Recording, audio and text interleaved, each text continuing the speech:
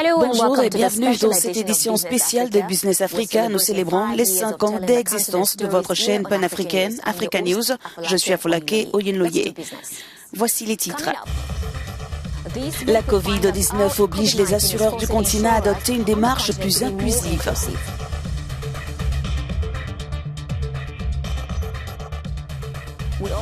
Et puis nous chercherons à comprendre pourquoi le milliardaire nigérien Anthony Elumelu se passionne autant pour les jeunes et les startups en Afrique. Les grandes entreprises peuvent-elles pousser un ouf de soulagement en Tanzanie après Magufuli? Les réponses à suivre. Le taux de présence des compagnies d'assurance sur le continent est très faible. Avec la pandémie de Covid, plusieurs d'entre elles vivent un cauchemar. Au Cameroun, un entrepreneur amoureux de technologie vit une toute autre expérience. Découvrons ensemble l'histoire de Richard Loé, président d'Activa Assurance qui allie assurance et le digital.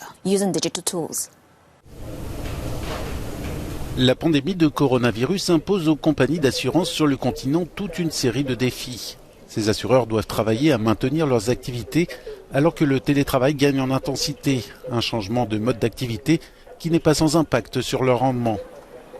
En plus, avec la réduction des personnes, des biens et des services dus aux mesures sanitaires, la capacité des assureurs à lancer de nouveaux produits, à conclure de nouvelles ventes, à répondre aux attentes des clients s'est effondrée. La pandémie a contraint le secteur à réévaluer les risques auxquels il est confronté, à adopter de nouveaux modes de fonctionnement et à accélérer son passage à la numérisation qui inclut une adaptation au télétravail. L'Activa, une compagnie d'assurance basée au Cameroun, a pris la mesure du défi contractuel imposé par le coronavirus et affirme avoir maintenu ses activités via ses plateformes numériques. Si la pandémie a mis au goût du jour les faiblesses existantes déjà dans le secteur de l'assurance en Afrique subsaharienne, elle a également offert aux assureurs et aux régulateurs une occasion de mieux entamer leur transformation digitale pour accueillir et adopter cette innovation, vecteur important du développement du marché de l'assurance. Selon Richard Love, fondateur d'Activa Assurance, l'Afrique, continent au marché d'1 milliard d'habitants, doit élargir son champ d'application en matière d'assurance, une mesure obligatoire afin de développer une assurance inclusive.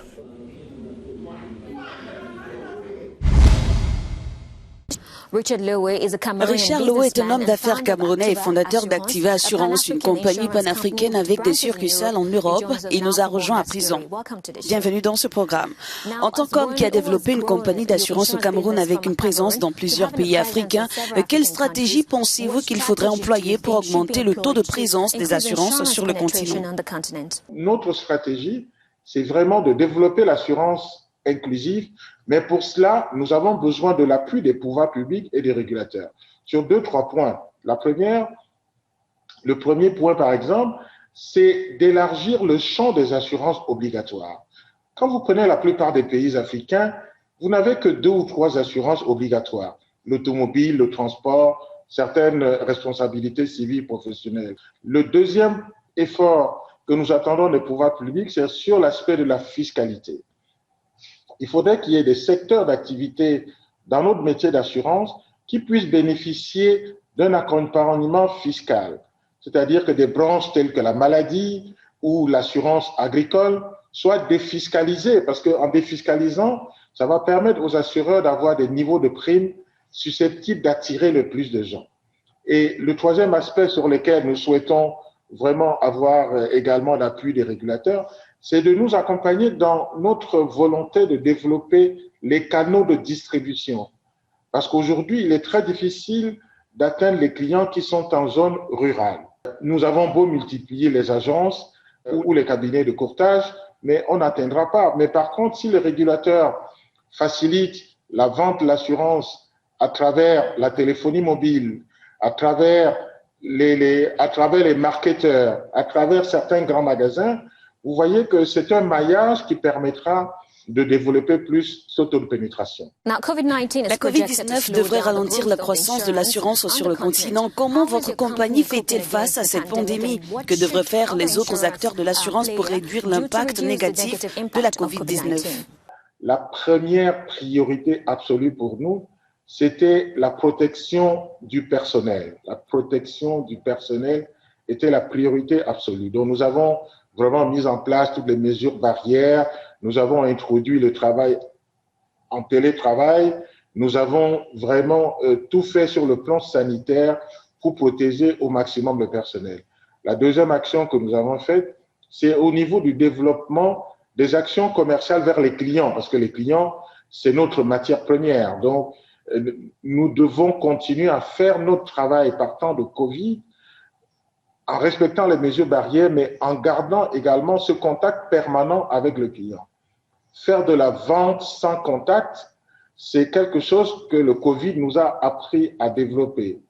Et également, organiser des réunions avec le client lorsque nous ne pouvons plus le faire en présentiel. Donc, c'est des éléments très importants. Et la troisième chose, nous avons de ce Covid également réfléchi pour rechercher des opportunités. Parce que cette situation de Covid-19 a également pour particularité de montrer au secteur innovant comme le nôtre, en tous les cas, c'est la prétention que nous avons au niveau du groupe Activa, c'est d'essayer en tout obstacle de voir quelle est l'opportunité que l'on peut en tirer. Donc au niveau de notre groupe, nous avons mis en place un groupe de réflexion pour que nous recherchions quelles sont les opportunités. Ça peut être des opportunités en termes de produits, parce que ce Covid nous aura permis de voir, par exemple, que peut-être que la couverture des pandémies, qui précédemment était exclue des contrats, est un vrai problème.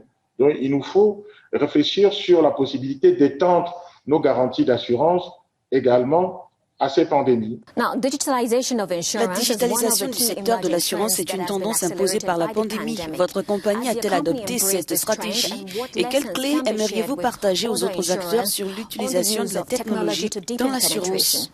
Il est évident que vous ne pouvez pas avoir la prétention de vouloir toucher de nombreux prospects particuliers sans que la digitalisation ne vous y accompagne en termes de création d'agences en ligne, en termes de création d'une application mobile, en termes de beaucoup d'autres applications digitales que nous avons développées en interne et que nous allons continuer.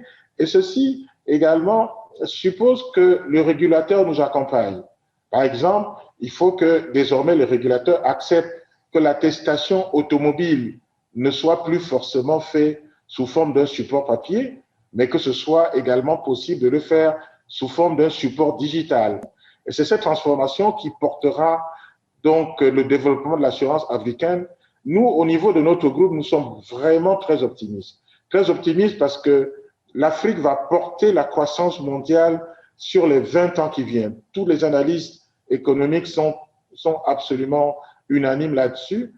Maintenant, c'est à nous de profiter de cette tendance-là. Merci de votre participation. C'est moi qui vous remercie beaucoup et bravo pour votre chaîne que je regarde souvent. L'Afrique est un continent peuplé de jeunes et selon les experts, ceci représente une arme à double tranchant. Tony Elumelu, un milliardaire nigérian déterminé à exploiter ce réservoir de jeunes talents, a investi dans les startups 100 millions de dollars, un objectif d'1 million d'emplois et un revenu annuel de 10 milliards de dollars. Les jeunes femmes entrepreneurs africaines devraient bénéficier de l'augmentation des investissements du programme d'entrepreneuriat Tony Elumelu Entrepreneurship. Ce programme en collaboration avec l'Union européenne cherche à donner plus d'autonomie aux femmes qui ont été plus durement touchées que leurs homologues masculins par la pandémie de la Covid-19. Ayant lancé en 2015 la campagne d'entrepreneuriat la plus ambitieuse du continent, menée par le secteur privé, la Fondation s'est engagée à fournir un capital de départ à des dizaines de milliers de jeunes entrepreneurs à travers les 54 pays africains. Économiste et philanthrope nigérian, Tony Elumelu est connu pour être l'enfant prodige de la finance en Afrique. Devenu patron de banque à 33 ans, il s'est engagé depuis 2015 à financer à hauteur de 100 millions de dollars 10 000 startups africaines sur 10 ans à travers sa fondation. Son but étant de créer 1 million d'emplois sur le continent. À ce jour, le programme Tony Elumelu Entrepreneurship enregistre plus de 9000 bénéficiaires qui profitent de stages de formation en leadership, business et management et qui reçoivent chacun un investissement de 10 000 dollars pour accélérer la croissance de leur start-up. Cette année, près de 60% des bénéficiaires sont des femmes et tous les entrepreneurs du programme ont reçu une formation en santé mentale pendant la pandémie afin de renforcer leur résilience face aux pertes et aux défis posés par le coronavirus.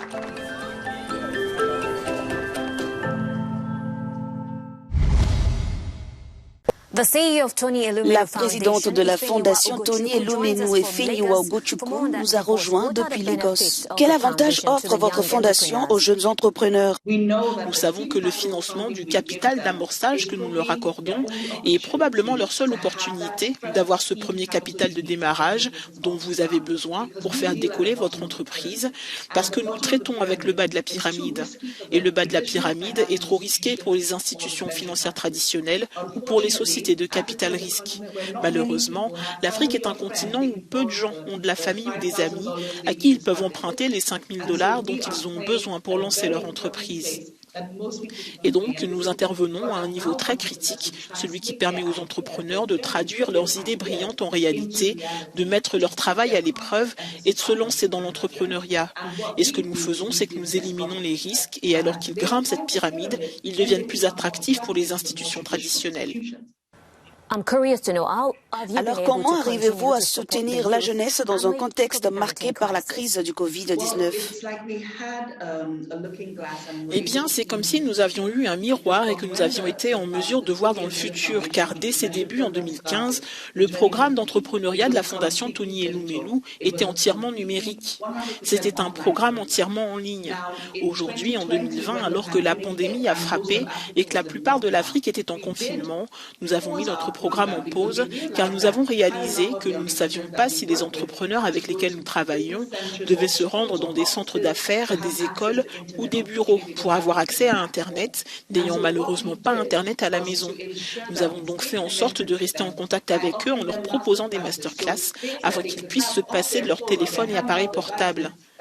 Nous nous sommes associés à un professeur de l'université de Yale pour proposer ces masterclass sur la santé mentale à un moment où il était vraiment important d'essayer de creuser en profondeur et de s'accrocher à la résilience, à la ténacité, car la seule chose qu'un entrepreneur doit avoir, c'est cette capacité à ne jamais abandonner, cette capacité à persévérer même au milieu des défis, à toujours voir des opportunités.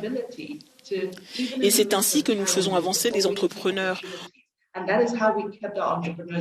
Merci d'avoir été avec nous dans cette émission. Ça a été un plaisir de vous avoir. En Tanzanie, la nouvelle présidente Samia Suluhu Hassan a une occasion d'écrire un nouveau chapitre de l'histoire de son pays. Elle pourrait diriger différemment le monde des affaires en ouvrant plus la voie aux entreprises étrangères et accroître le potentiel de son économie. Pour comprendre les possibilités qui s'offrent à la présidente Suluhu aux commandes depuis un mois, regardez. Le président John Magufuli était communément appelé le bulldozer, sans doute pour sa volonté permanente de poursuivre et matérialiser sa vision pour la Tanzanie. Les entreprises et la communauté internationale ont souvent fait les frais de sa politique, notamment lorsqu'il n'hésitait pas à réviser les contrats miniers, prendre le contrôle d'Airtel, gérer les exportations de minerais de fer et restructurer l'industrie de la noix de cajou. Les investissements directs étrangers ont chuté de 43% au cours de l'année qui a suivi l'entrée en fonction de Magufuli en octobre 2015, mais le produit intérieur brut tanzanien a continué de croître en moyenne d'environ 6% par an. Cependant, en 2020, en raison de la pandémie de Covid-19, l'activité économique a tourné au ralenti. Le PIB est passé de 7% en 2019 à 1,9% en 2020. La croissance économique devrait remonter à 3,6% en 2021 et à 6,1% en 2022, sous réserve d'une reprise du secteur du tourisme et de la bonne santé économique mondiale post-pandémie. Le président Magufuli décédé, les investisseurs internationaux espèrent désormais une nouvelle donne, une administration plus pro-business avec la nouvelle présidente. Jusqu'à présent, Suluhu a nommé son propre ministre des Finances, renvoyé le patron du fisc et signé un accord pétrolier avec l'Ouganda et la société française Total Oil. En 5 ans, nous avons été au cœur du monde des affaires et c'est notre engagement envers vous. Quoi qu'il arrive dans les 5 prochaines années dans le monde de l'économie, nous serons là pour partager ces sujets avec vous. Pour l'heure, le débat reste ouvert sur l'assurance, le projet d'Elumelu et la nouvelle Tanzanie. Merci de nous avoir regardés.